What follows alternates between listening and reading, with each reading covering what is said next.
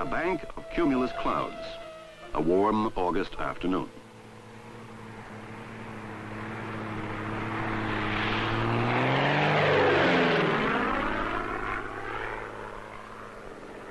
For this cloud, it looks like it's sitting right over Combination, the old Combination. This plane, operating from a weather research base in Montana, is about to perform an experiment on a cloud. The only one of any consequence around. Its shadow is just now, looks like a shadow is over Site 5. It used to be a shrewd observation that everybody talks about the weather, but nobody does anything about it. It's no longer true.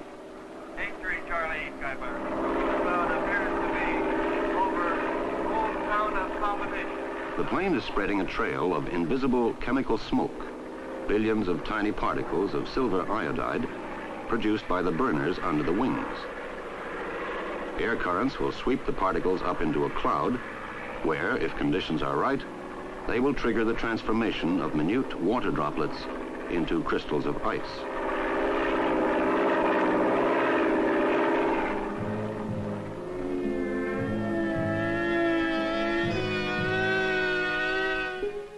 In the dry air of this afternoon, with a cloud as small as this one, the crystals are blown away by the wind like dust before a broom.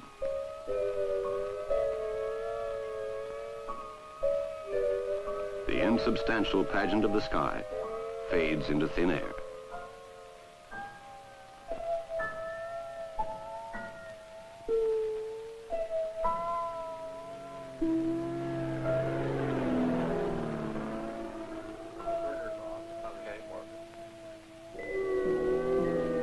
We have learned a great deal about the atmosphere we live in.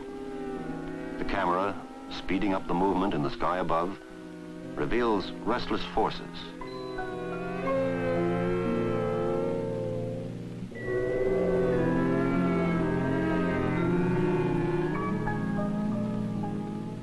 Instruments tell us of jet streams of air, fierce winds circling the globe far above the clouds we see. We live at the bottom of a turbulent ocean of air, scores of miles deep. And what we see from below is just a small part of an atmosphere which is powered and driven into complex movement. The drought and winds in the 30s that turned parts of America into a dust bowl. Some have felt terror before an onrushing tornado.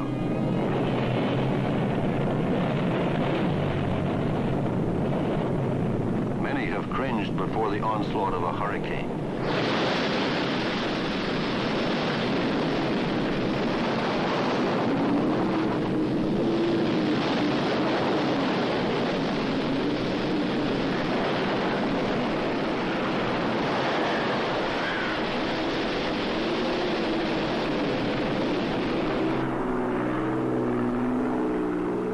This airplane is heading toward a hurricane.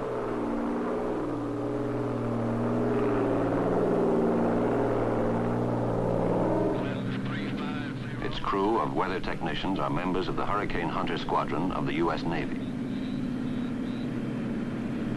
Why should men fly into a hurricane? They go basically to measure its position and size, its pressures and winds, to relay back information that will enable weather forecasters to give accurate warnings. For the most immediate function of meteorology is to predict, to tell us tomorrow will be a lovely day for a picnic, to give advice that will save $1 million crop, to broadcast a warning that will save 1,000 lives. On the radar screen, the coming hurricane is seen as a twisting spiral driven by ferocious winds. Their mission, to break through the core of the storm to its center, the eye.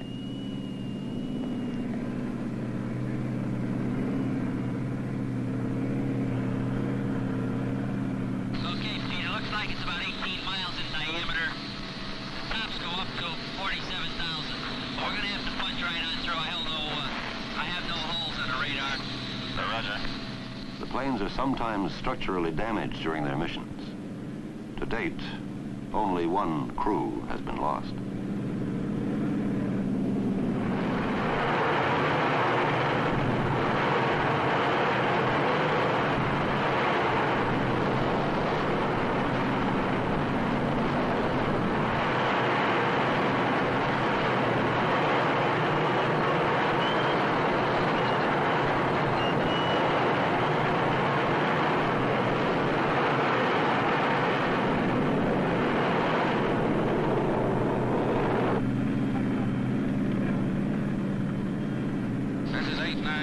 Priority, Navy 6.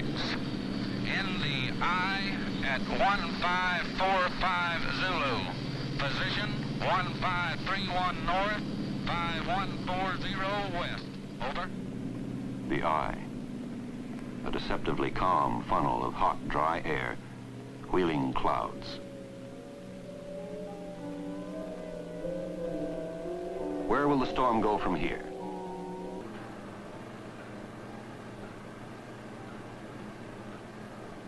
Atmospheric scientists are gaining a more precise understanding of the causes of these phenomena. Here, for example, they are artificially creating global weather patterns for study. What they call familiarly the dishpan is a flattened model of the northern hemisphere. Ice is placed in the center core to simulate the pole. The heated outer rim is the equator. When dye is dropped into the water between, and the pan rotated as our Earth rotates, patterns emerge.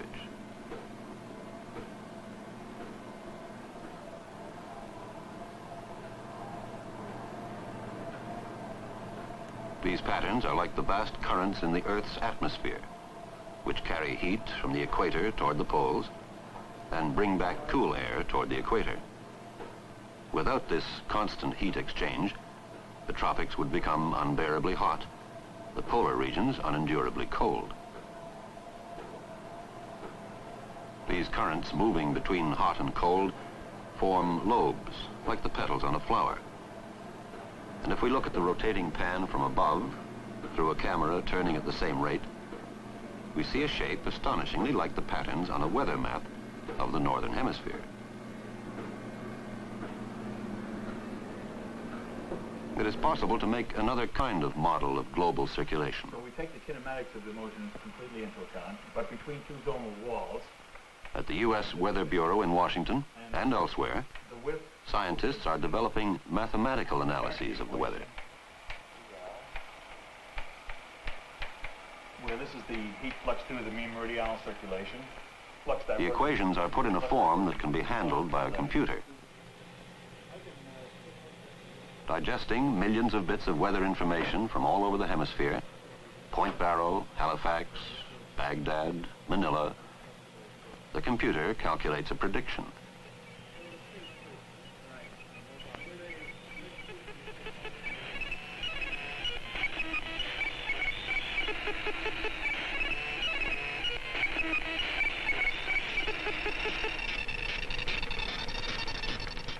The mathematical prediction of weather is now routine.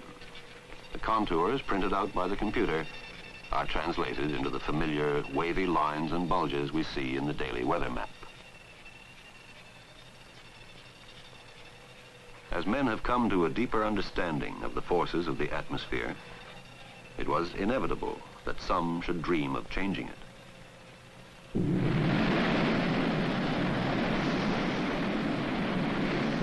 An infinitesimal bit of the atmosphere in one experiment, a few thousand cubic feet of condensed vapor from a geyser in Yellowstone Park.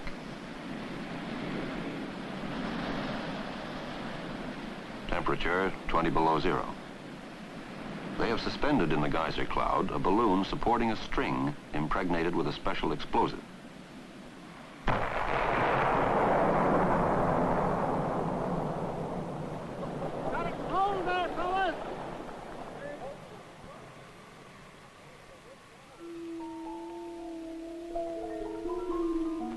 The countless droplets of moisture have been transformed into minute, glittering ice crystals. On this morning, they have created a halo around the sun. Investigating the detailed nature of such processes is the prelude to the possible control of some of the harmful aspects of the weather. The time may soon come when men will be able to say, yesterday we prevented a hailstorm. Today we stopped the lightning.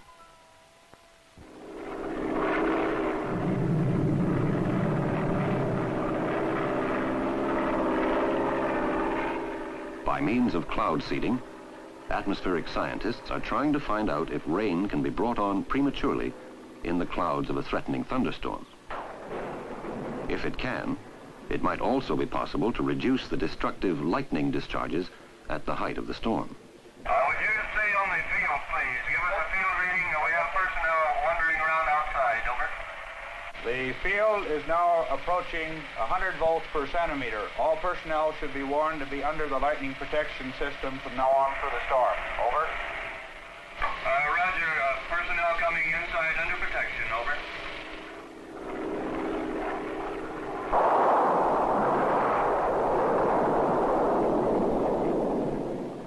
Must be getting in closer. We're starting to get some appreciable strikes. There was a good one.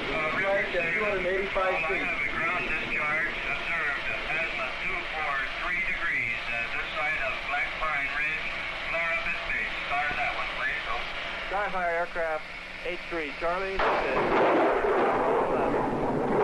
You know, if I were you, I think I would come down. Over.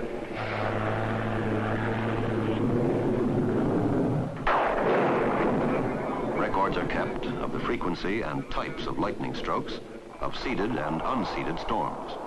Statistical analysis will tell if any significant modification has taken place. 89, that was a big one. Record, this is Control. We need to make an adjustment on our RHI video. Can you give us a field reading, please? Over. Field rating is now 30 volts per centimeter. Rising.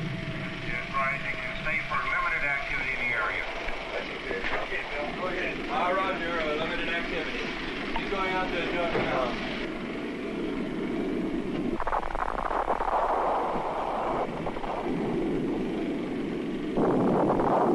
Control, field is rising very rapidly, approaching 100 volts per centimeter. Suggest all personnel be under cover. Over. Hurry up, Bill. He's building again.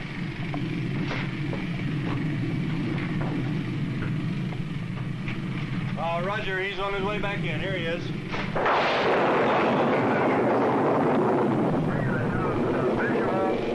Strike at coordinates 335.